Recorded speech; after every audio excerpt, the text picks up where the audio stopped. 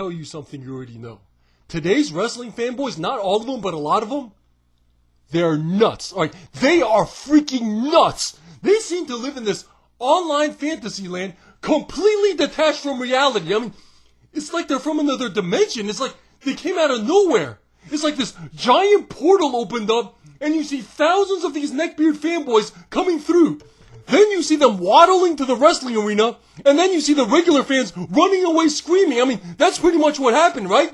These fanboys live in a mental fantasy land. They don't care about reality. They only see what they want to see, and they only believe what they want to believe. Completely disconnected with mainstream audiences. The way these fanboys see things, in my opinion, is completely out of touch with what the mainstream audience sees.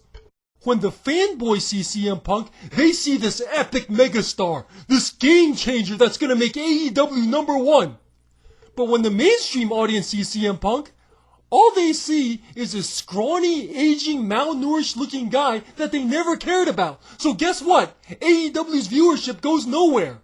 When the fanboys see Darby Allin, they see this cool, menacing looking character. But when the mainstream audience looks at him, all they see is a skinny little dork on a skateboard that looks more laughable than menacing.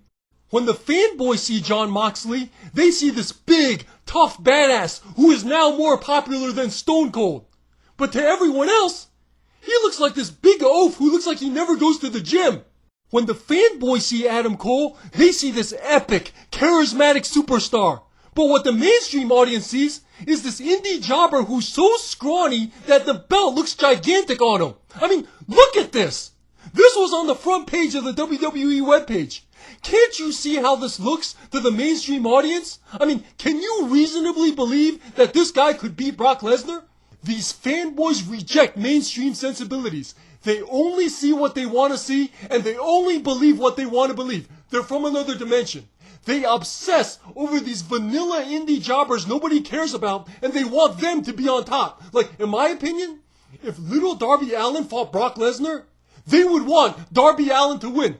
They would actually be upset if Brock Lesnar, the UFC champion, won that match. That's how nuts they are.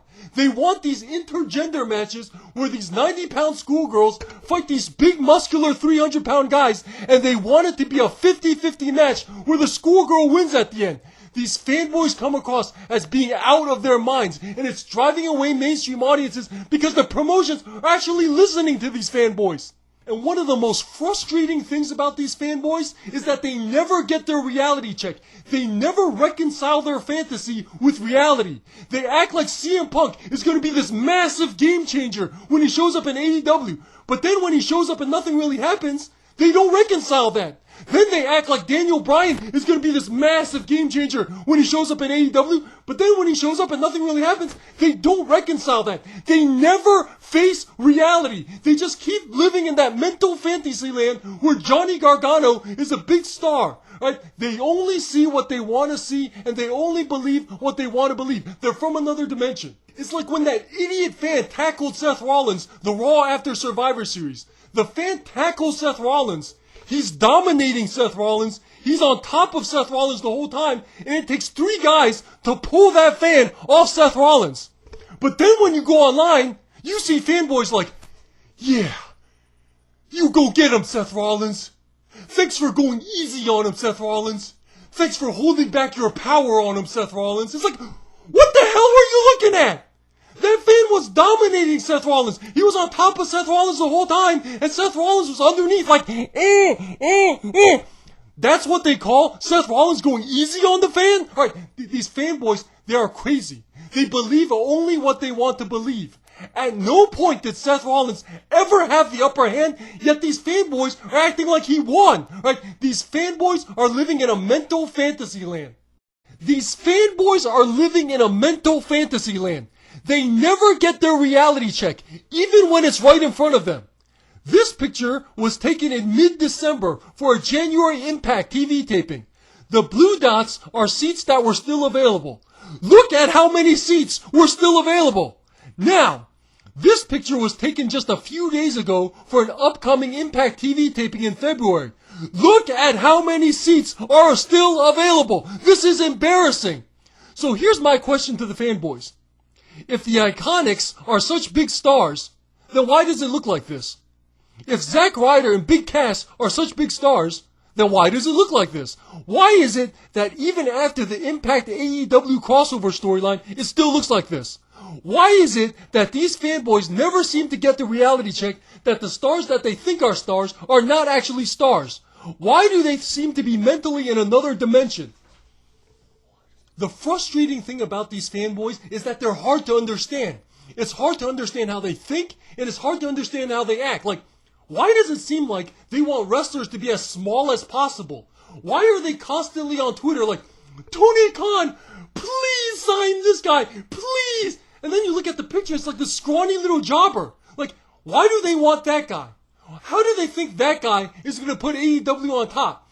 What's their criteria for liking a wrestler? When they're cheering for all these jobbers with no charisma, where is the appeal coming from?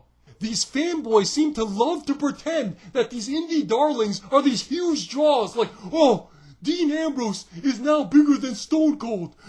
When Johnny Gargano arrives in AEW and reunites with Kyle O'Reilly and Adam Cole, it's on, baby. This is the most star power wrestling has ever had. This is the best time to be a wrestling fan. These wrestling fanboys come across as being out of their minds, right? They seem to think that Twitter represents reality, and in my opinion, what they say has no basis in reality. Bottom line, these fanboys seem to see wrestling as something very different than the mainstream audience. We, the mainstream audience, sees wrestling as big, larger-than-life characters, epic matches, edge-of-your-seat storytelling, Hulkamania, NWO for life, DX break it down, if you smell what The Rock is cooking. Basically, a larger-than-life, epic, action-oriented soap opera. But these fanboys, they seem to see wrestling as something different than that. And it's hard to understand what it is. Part of it seems to be some sort of weird geek fantasy fulfillment thing. Like, a while ago, I was at an indie event, and Joey Ryan comes out with a lollipop in his mouth. He takes the lollipop out of his mouth and holds it in the air. Then you see all these neckbeards in the front row leaning over the barricade with their mouth open like this, like they want Joey Ryan to put his used lollipop in their mouth. Then Joey Ryan picks one of the neckbeards, puts his used lollipop in his mouth, and the neckbeard's like, yeah! You're like, do you really think that represents the mainstream audience? Do you really think a mainstream audience member would want a stranger's used lollipop put in their mouth? And in my opinion, the answer is no. The average person would never want a stranger's used lollipop put in their mouth. I don't use wrestling forums anymore, but I sometimes lurk around, and I see all these casual fans getting picked on and driven away by these intolerant wrestling fanboys. So I made this video for two things. Number one, to reassure these casual fans getting driven away that you are not alone. You are by far not alone. 10 million people used to watch wrestling on Monday nights. Now these fanboys are happy just to get 1 million. It reminds me of those NFL teams that go 0-2, 0-4, 0-6, and when they're 0-10, they finally win a game, and they're jumping around like they just won the Super Bowl. AEW usually gets 500,000 views, 800,000 views, but when they get 1 million views, these fanboys are jumping around like they just won the Super Bowl. And number two, I just don't understand these fanboys, right? There's nothing wrong with being a smaller wrestler, but why do they want him to beat Brock Lesnar? I just don't understand how these fanboys think. I wish one of these fanboys would just thoroughly explain, you know, like 1, 2, 3, 4, 5. Here's the explanation, right? Here's why we cheer for these vanilla jobbers flipping around. Here's why we want the little Japanese schoolgirls versus the big muscular guys. Here's why we think that draws. Here's why we act the way we do online. Here's why we don't shower. Here's why we want strangers' lollipops put in our mouth. Yeah, just basically explain. Provide that clarity. Provide that understanding. Because right now it just comes across like they're from another dimension.